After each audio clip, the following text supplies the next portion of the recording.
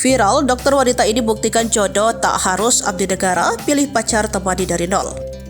Sebuah kisah cinta sukses jadi dokter, namun memilih tak mencari jodoh seorang abdi negara viral di media sosial.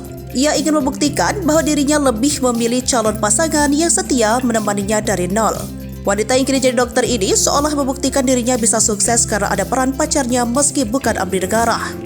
Kini kisah cintanya viral setelah dibagikan oleh akun TikTok pribadinya.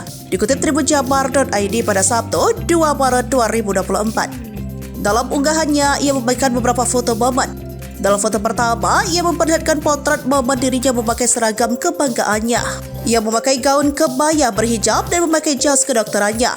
Dalam narasinya, ia menyinggung stigma bahwa jika dirinya sudah menjadi dokter, maka seharusnya mencari jodoh sepadan dan dokter atau abdi negara.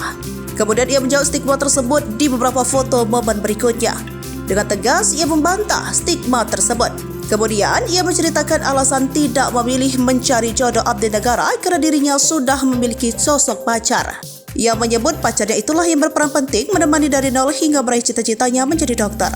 Lebih lanjut, dokter cantik ini juga menyinggung pesan bahwa dirinya bukan melihat pacar dari profesi, tapi dari cara memperlakukannya. Kini, unggahan kisah wanita yang jadi dokter cantik ini menarik perhatian para warganet.